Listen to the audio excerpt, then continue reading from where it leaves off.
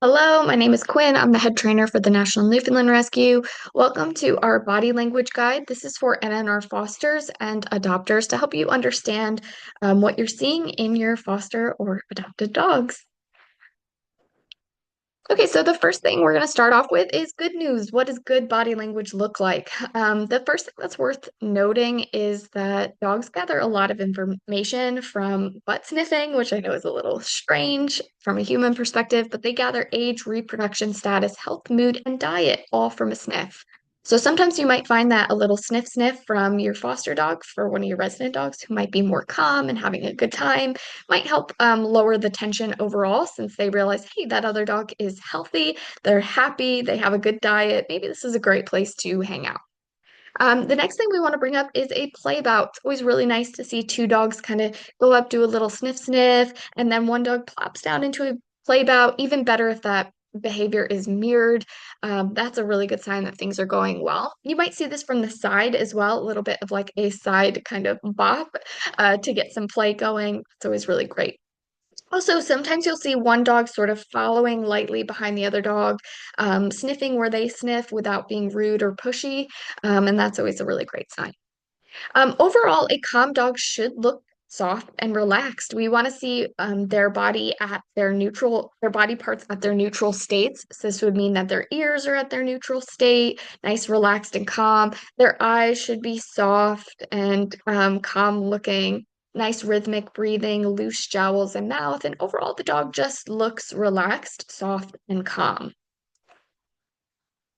So now we're going to look at an example of a play bout. Most people have seen these, but I just want to show a very quick example of what one looks like. Let's skip a little bit ahead and optimize for video sharing so that it's not glitchy.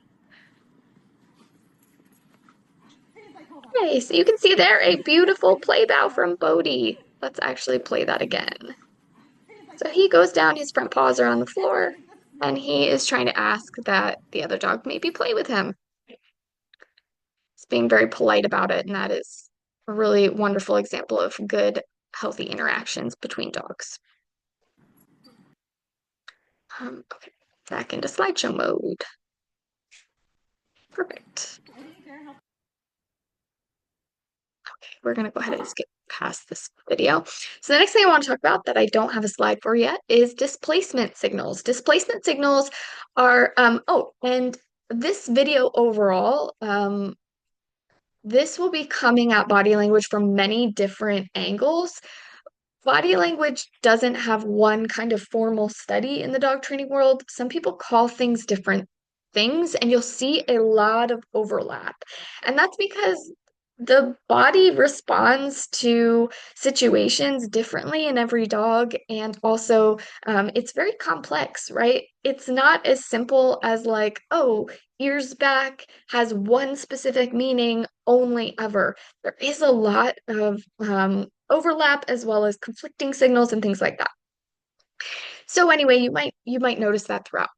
The first thing we want to discuss is displacement signals. Displacement signals are often described as things that would be normal in one context. So, for example, a dog drinking water is a normal behavior. A dog who is in the middle of a stressful training session who hasn't had a lot of treats yet, it's not super hot, and maybe they have drank water in the last 10 minutes, obsessively going over and drinking from the water bowl, that's a displacement signal. It's out of context. It's not normal in that situation for that dog to be doing that behavior. Another example would be dogs who are jumping up and kissing their owner a lot or showing a lot of affection to their owner.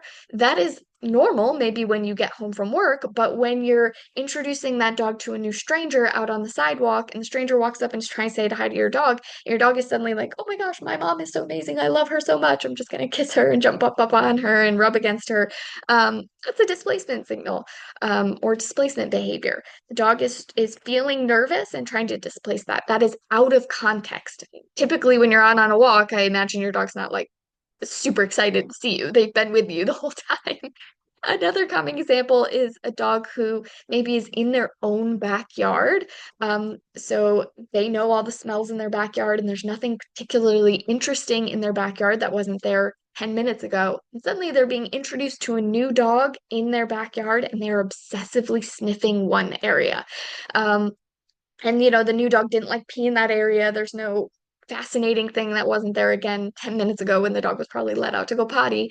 And so, that would be a displacement signal. It's just out of context behavior. And these are usually subtle signs that the dog is unsure, uncomfortable, maybe a little bit of stress or overexcitement, and they're just trying to offload some of these emotions or big feelings into other behaviors. There's actually a really good example of a displacement signal in the video we just watched. So I am going to replay this a little bit. So we can see Yes. Bodhi and Faye here are interacting really well. Um, and all of a sudden, Faye plops down and begins obsessively itching.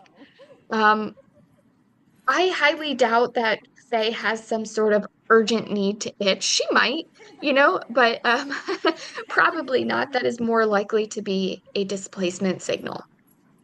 And we actually might see another one in the next video. Let's see if we can find it. I believe we see some, and I need to turn off the sound so that my dogs don't start barking. I believe we're going to see some overly affectionate behavior with the humans suddenly. Um, let's see. So again, Bodhi here is responding really well. He's making himself as unthreatening as possible while also trying to get his point across. I would love to play. I would love to play. Okay, so Loretta, you can see, is just all of a sudden obsessed with her foster mama. And she keeps going back. Hi, humans. Hi, humans. Hi, humans. Um, and that might be a little bit of a displacement behavior. She's just a little unsure. She hasn't met this dog. And there we go, another beautiful play bow. And oh, I'm just gonna go to my foster mom again. Oh my goodness. Well, she has access to her foster mom this entire time. So to have a sudden kind of obsession with her might be a little bit of a displacement signal. Okay, and those dogs overall are playing really well. I wouldn't, if I was in that situation, I wouldn't be freaking out about any of that behavior. Oh, and my computer is freezing up and not allowing me to hit escape. There we go. I gotta hit it again, go back into slideshow mode. Okay, and now I have to optimize provisioning off. Okay. All right. So those are displacement signals. Displacement signals, there's a lot of overlap between them and what are cutoff signals or cutoff cues. Cutoff cues are a dog's first line of communication that they're uncomfortable with the situation, and a good pet guardian will take that to mean they need to pay just a little closer attention to the situation. They may need to remove the dog altogether from it if they're seeing a lot of these, or if the other dog is not respecting them. Bodhi, you saw in the last video, was respecting everyone's signals really well, and we weren't seeing like these so much on repeat or so many stress signals that again, I wouldn't have been freaking out about that, but I would be aware of them. All right, so what are some common cutoff signals? We have walking away or trying to turn your head away or trying to find visual blocks. We're going to see a really great example of this at the end of the video. So trying to visually block themselves from the stressful thing. Again, we're gonna have a dog, maybe plopping down and suddenly scratching in the middle of an interaction with a new person or dog. And maybe your dog has allergies and is really itchy. But if you don't see your dog obsessively itching a lot at home and it's suddenly the only time they suddenly have this urgent need to itch is when they meet new dogs or new people, that's most likely a cutoff signal. Also a displacement signal, right? They're feeling big emotions, they're trying to communicate that, and they're going to be doing these things. The next is going to be a tongue flick. So lip lick or tongue flick. And I will say, I will add the caveat that when there are no treats out or they're not actively giving them treats, if you're actively giving your dog treats and they're drooling a lot and they're kind of licking their lips a lot, that's just dogs eating food and enjoying food, right? So all of these have normal context and then abnormal context. Then we're also going to have a big shake off most people have seen this. Two dogs are playing, maybe it gets a little rough, the dogs pause and they suddenly shake off. We're going to see great video examples of this. A big stress yawn, or sometimes it's called a conflicted yawn, where again, this is normal if a dog just woke up from a nap and gets up and does a big stretch and a yawn or something, or they're about to plop down and go to sleep for a little bit, they yawn. But this is abnormal in the context where two dogs are playing in the yard. Clearly, the one dog is not sleepy and suddenly does this kind of big yawn.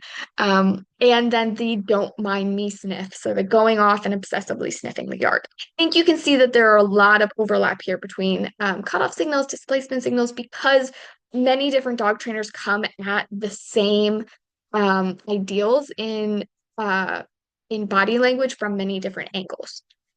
Okay, so now we're going to see a great video example of a polite cutoff cue where the other dog listens really well. There's good receptive listening from the other dog. And this is what we want to see when two dogs are interacting and we see a cutoff signal. So we're going to go ahead and restart it so that way it's not glitchy. Okay. And I'm going to turn the sound off.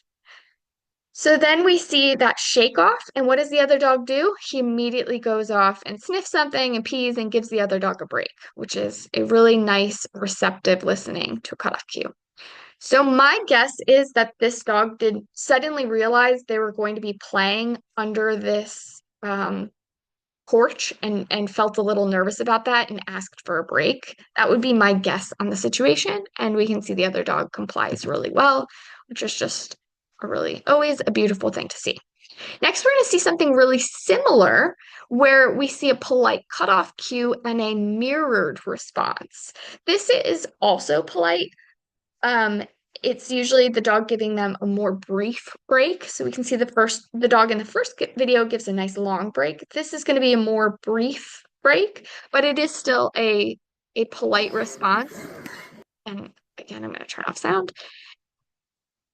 So we can see this is quite intense play. It did see a little lip flick there at the beginning. Let's see if you can catch it. It's quite quick.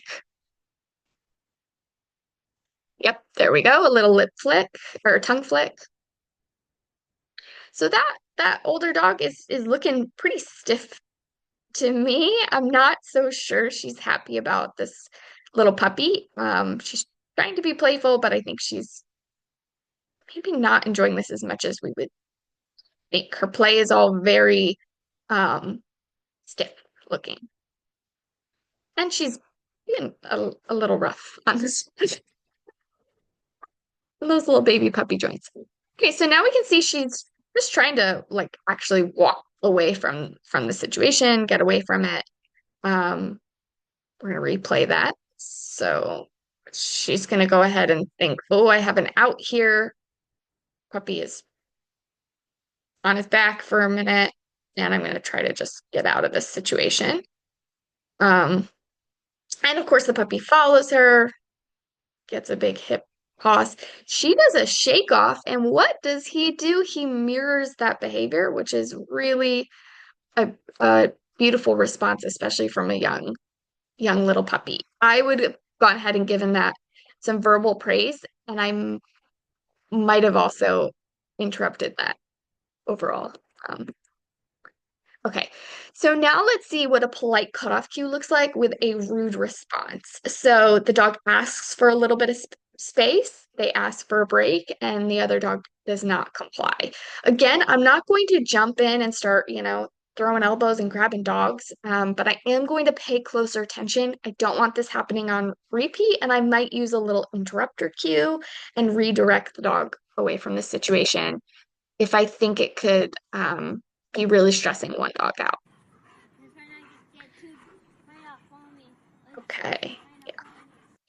So here we have one dog asking for a break with a cutoff cue, and the other dog, unfortunately, maybe doesn't have as good of social skills and goes right back in for play. All right, again, I'm sorry, we're going to see a little bit of overlap because in a lot of materials for scared body language, right, oftentimes these displacement cues and these cutoff cues are coming from a place of nervousness or fear. And so the scared body language signals are going to overlap. Baby, are you having big dreams? She's kicking in his sleep a lot. Okay. Um, right? Okay, so we'll go through some of them. So the first one would be a C-shaped body or a tucked tail. So their butt will be kind of rounded and their tail might be tucked underneath them. The next would be a low head, so keeping their head low, and you're almost going to see the hunch in their shoulders a lot there. So it's not just a dog, walking around sniffing, their head is low in that situation, but when they kind of hunch their shoulders with that, you might see some whale eye. So that's where you can see the whites of their eye a lot. And they're often turning their head away, but kind of big whites of their eye. Next, we would have balky, slow, or stubborn behavior. Oftentimes, when I'm on consult calls with people and I hear the word stubborn applied to a dog again and again and again, my brain goes immediately to either this dog might be in pain or they might be quite fearful. So if you find yourself describing your dog as stubborn or seeing a lot of this pancaking behavior, heard it called starfishing behavior. I find that very cute when they pancake well, it's not cute when they pancake. I think starfishing is a cute descriptor of it. Or they're kind of balking, and pulling back. That's often what that is. Okay. Ears pulled back, is another indicator. And why does it matter? Well, most aggressive, stubborn, dominant behavior is coming from a place of fear. So we need to make sure we're always noticing fear, God bless you, reducing it, and then we're going to have less of these behaviors, which are quite concerning. And always keep yummy treats on you, try to redirect, use a lot of counter conditioning. It's always going to be a good approach. So let's go ahead and watch a video with some of these signals.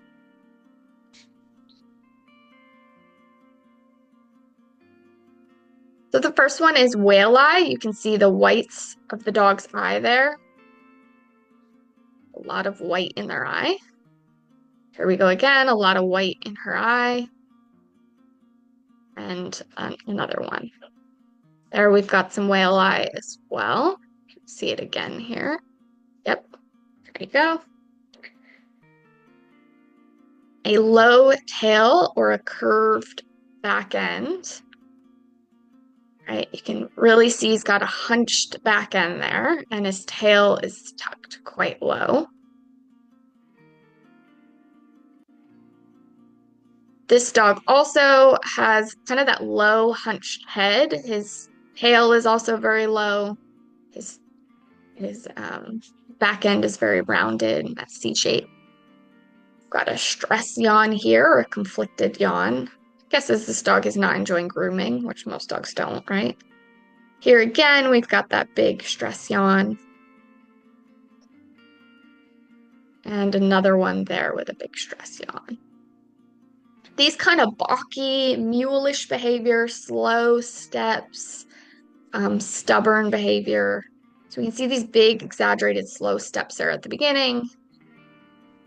Okay, dog refusing to maybe come inside there. Ears pulled back. So the black dog there has her ears pinned way back.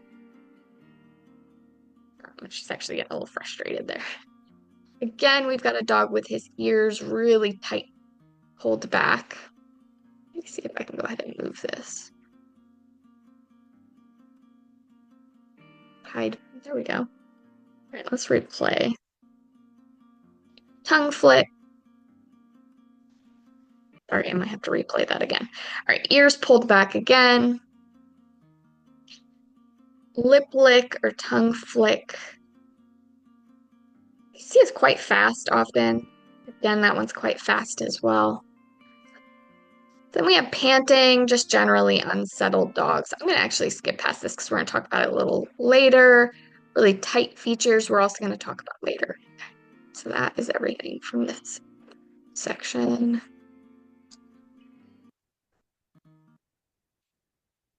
Okay.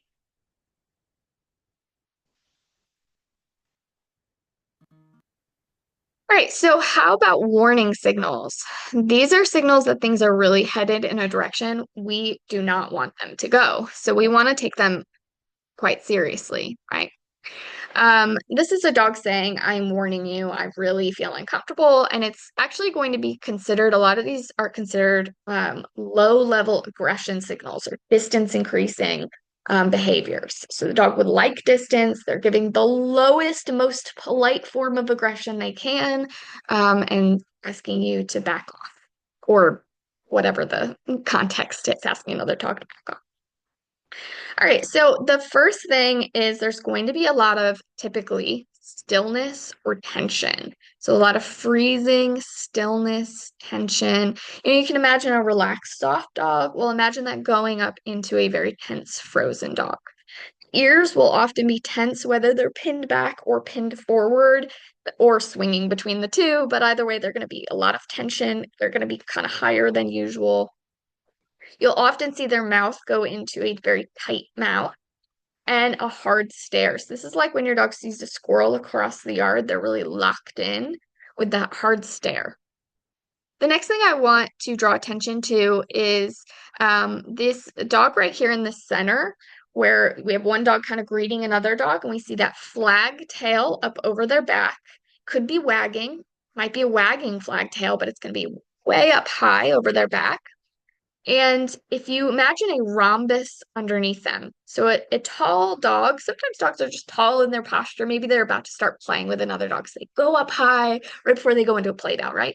So you can imagine a tall dog. If underneath them you can picture a rectangle, then that's usually just a very confident dog feeling pretty tall and confident. If they're leaning forward, maybe up on their toes, that's typically more threatened or confrontational behavior. That's what that picture in the middle is. You might see hackles raised. That's kind of forward posture. If it's that backwards leaning rhombus, so that their tail is low, they've got that kind of hunch in their C-shaped hunch in their back, it's more likely that they're feeling quite scared or insecure. All right, and then of course we might have a frozen side eye, some growling, some snarling, things like that. In general, if you see a lot of stillness, staring, or freezing, I would use an interrupter cue and redirect. Keep it happy, calm. Don't run into the situation, adding more tension, but do your best to interrupt that moment. Oftentimes, a very slight interruption is all that's needed. So we're going to go ahead and watch what I think is a wonderful example from a foster who saw some warning signals and kept it very calm and lighthearted and simply interrupted. And that really was the perfect thing for this situation. Okay, so we're going to pause it actually here at the beginning. We've got forward tight ears. We've got a hard stare, tight mouth, wag tail. Overall, there's just a lot of stillness and tension in this dog's body. Okay. Lexi? Who is that? Okay, and I love that Lexi? the foster's response Who was is simply that? say her name in a happy tone. Boy. And we can see the issue here was probably that there was food out. All right, so now we're going to see where no interrupter was used, and a dog is going to escalate to over threshold. So here again, we have a hard stare. We can't see the dog's eyes, but I think we can imagine. We have hackles raised, forward ears, and they're very tense and tight. This would have been a great moment to use a positive, calm interrupter.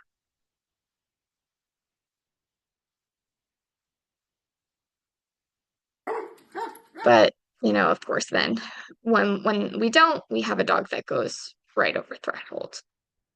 Thankfully, there was a door between those dogs, so we didn't have any sort of issue. All right, we're going to actually come back to this actually, no, we will do it now. Yeah. So putting it all together now, if we watch the body language of the dog in the video, I'm going to pause. I want you to try to imagine what both the Newfoundland, the large black dog, and the small dog might be feeling in this moment. Yes, let's go ahead and play it.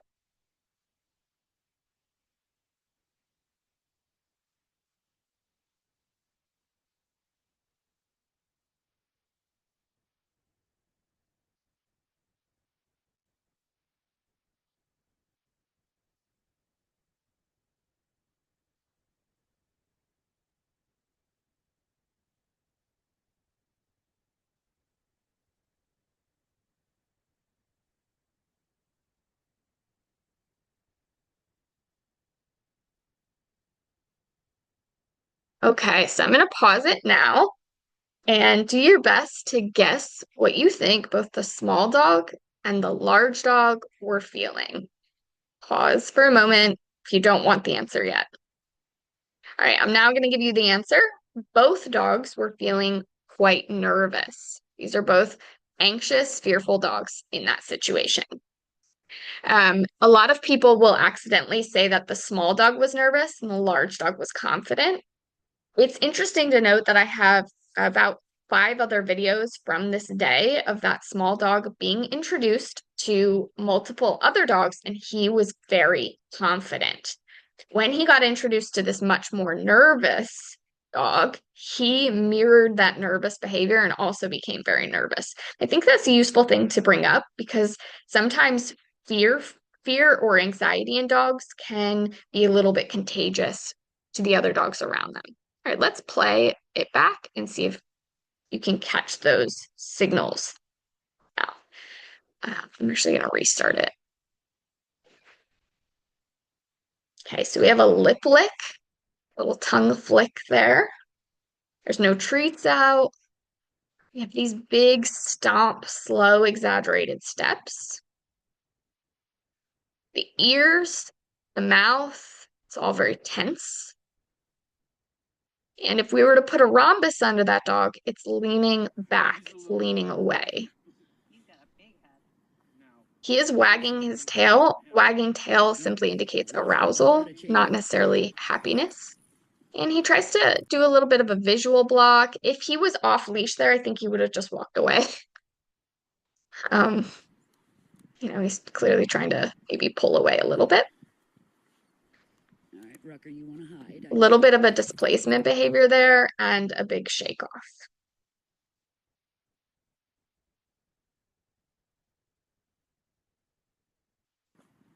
Great. Okay, so now we're going to look at another warning signal, another good example of a warning signal. Like that one day. So here we have a puppy playing with an adult dog's tail, which is not something I would recommend allowing.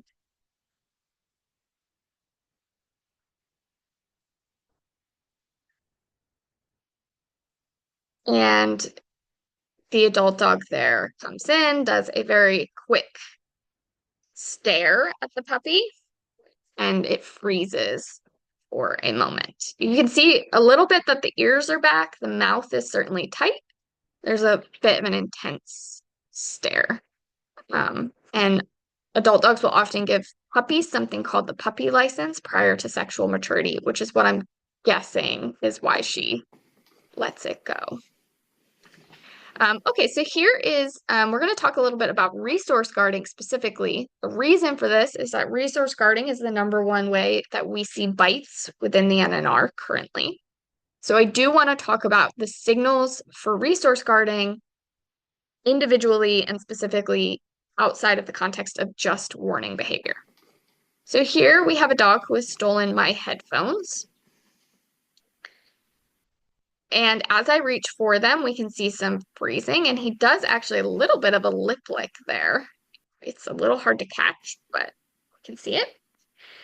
I do not recommend doing this. And again, he stares at the item and freezes over it as I reach. So we're going to watch that again. Freezes over the item as I reach. Okay, so what do I do instead? I'm going to trade for yummy treats. I'm going to move his head away, retrieve the item, tossing treats, and then follow up with a treat. If he does not engage with those treats, I wouldn't have tried that. I would have stopped there. So I want his head fully away and him engaging with those treats before I retrieve the item. All right, next we have where I could choose to move him away from the item you can hear my tone is obnoxiously happy. I'm trying to just move him away from the item to retrieve it then. And I'm going to follow up with a little snack pile.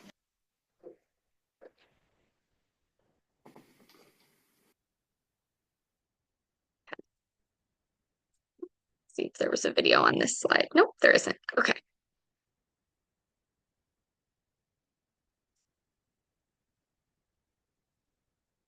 So next I want to talk about a very different approach to body language. You can stop the video here.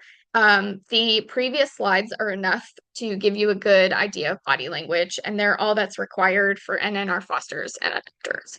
But I do want to move into a different approach that I personally really love that will help you, especially if you're dealing with conflicted dogs who might be showing many different body signals at once that don't necessarily mesh together or make sense or fit together.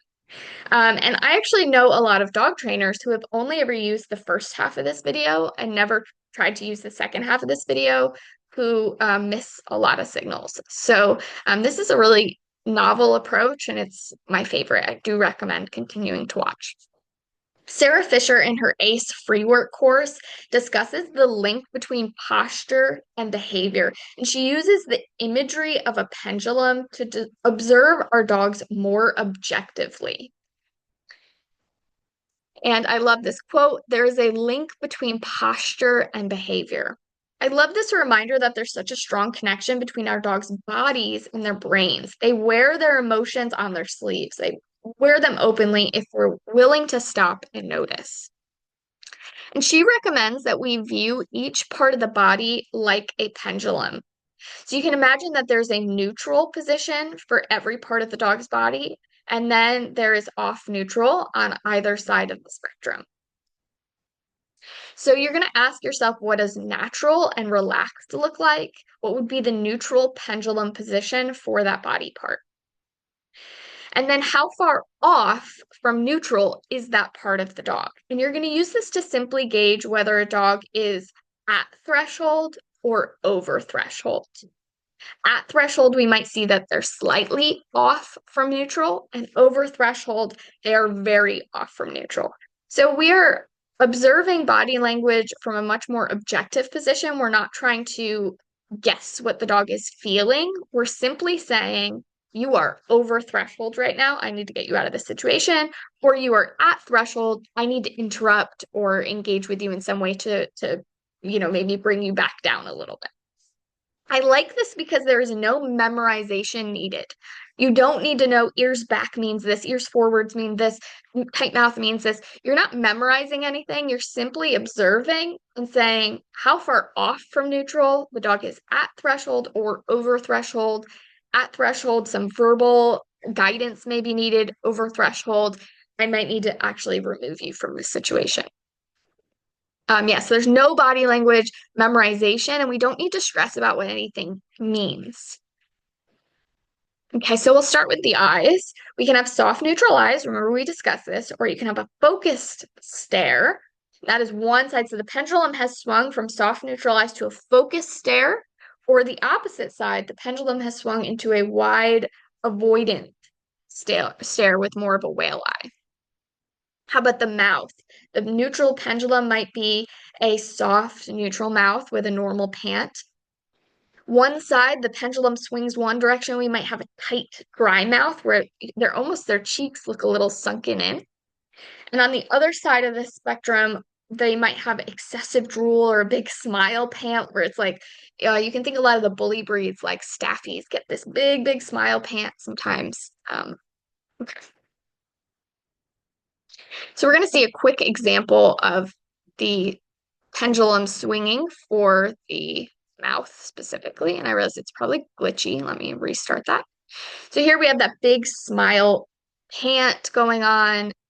It's super excessive looking. Again, that dog, like, if you didn't know body language, you might think they almost look happy. Their mouth is so big. That's actually very not a great signal. So, and here we have those cheeks kind of look sunken. She's doing some excessive drooling here, and her mouth is very tight.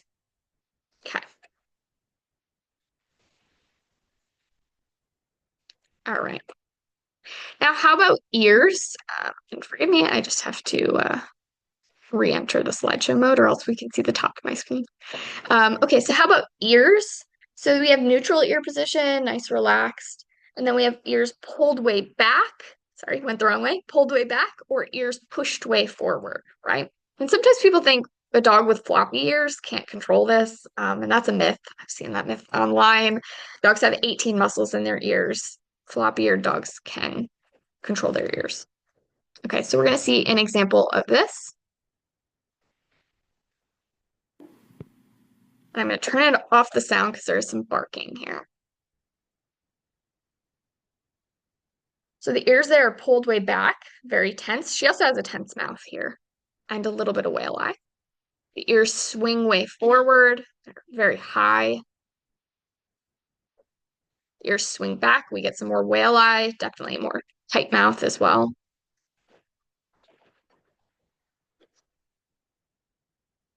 Okay.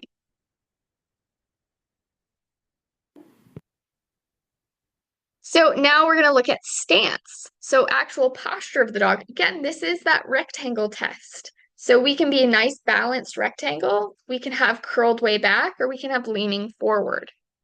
How about their tail? A neutral, relaxed tail, or one side of the spectrum is a flag tail. The other side of the spectrum is that tucked up under tail. Why this video is repeated. Okay, and in this method, you simply go through different parts of the dog and you think, what is neutral and how far off from neutral are they, either on one side of the spectrum or the other, and you use that to gauge how far over threshold they are.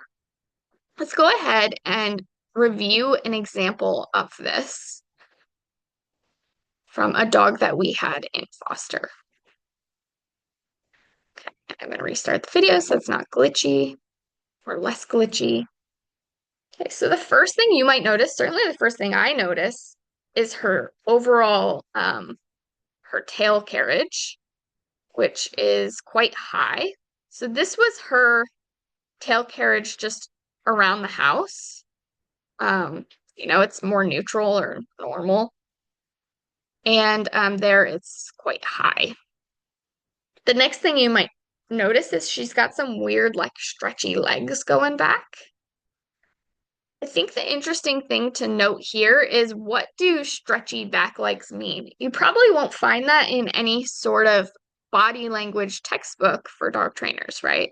They don't necessarily define what that exact posture looks like or means. But with this new method, we don't need to know what it means. We just need to know it's off from neutral. You can see what she looks like normally. She doesn't have weird stretchy legs back. But she certainly does during this video. Okay, next we might look at her pant, just fast and not neutral. It's more of a tight smile pant. And normally at home, she doesn't quite have that same. There she looks very soft. Here she looks very stressed. So you can see how even dog trainers might have missed some of those signals because they're not classified. But when we're dealing with individuals, dogs are all individuals, and they might express themselves slightly differently. I think it's actually helpful to have a method that is more broad and objective. Okay, and we can use this pendulum method to gauge behavior as well. So you can imagine if you're out on a walk, ask yourself, is your dog land sharking treats out of your hand like you're scared you might lose a finger? Or are they refusing food altogether? You go to give them food and they're just like, I don't even want food. Those are two sides of the spectrum that are outside of neutral. Neutral dog will just, you'll give them a treat and they'll just take it, right? And not land shark it, not refuse it. Okay. Same with sniffing. So the two sides of the spectrum here might be a dog that's zigzagging and like sniffing like there's some sort of tracking dog, or a dog who's all eyes and very hyper vigilant and not sniffing at all. They're not using their nose at all. That's two sides of the spectrum there. And the goal here, this all takes practice. So I would practice at home just watching your dogs. You can imagine somebody goes in the kitchen and opens a bag of potato chips. Watch your dog's reaction when they hear that. Probably their head will pop up, their ears will go forward. They might have a more intense stare for a minute. So they're listening. So practice doing this in calm moments at home. And then you'll be able to use it out and about to really gauge your dogs very well. All right, so we're gonna watch this video. We have a couple videos and then let's go ahead and turn the sound off. We don't need it. And there are two dogs in this video. The one is a resident dog living in the home. That dog has more black on him. And then there is a new dog coming into the home with more white on her. Okay. So the white dog, the more white dog is more new. You can see she's got her head low. She's got a very big pant going on, right? Um, and what is she doing here? She's trying to do a lot of that avoidant, where she's trying to turn her head away from the other dog a lot. She's almost trying to find something to hide behind. And here she finds a corner to hide in. And let's take a moment to watch the other dog. He is in a very tall, wide stance. His ears here are very tight and forward. His tail is higher than normal. And then he goes into this corner with her, and we see this sudden, very like frozen stare with his ears very forward. Again, his posture is all leaning very forward. He's got very wide stance in the back here. And his owner does a great job. She immediately interrupts this behavior. So let's go ahead and watch. Um,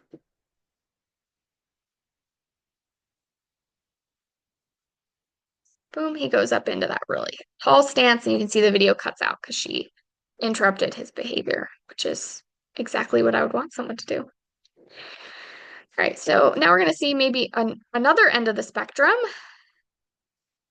This is a dog who, when we look at his posture, right, it's very curled, it's very low. His tail is very low. He's very hunched.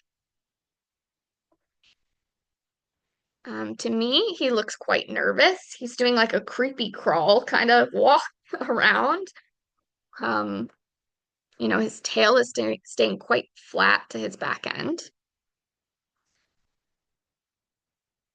He seems to hear a sound there, and his ears perk up.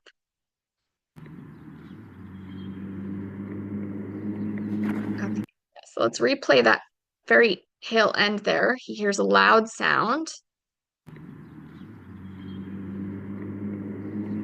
And if we were to freeze it, I missed the spot where I should have froze it. Okay, if we were to freeze it right here, we can imagine the rectangle test under him is leaning backwards. He's got a curled rump there. His ears are forward. His mouth is tight. He looks quite nervous to me. He's certainly about to go over threshold, which you'll see here because he bolts.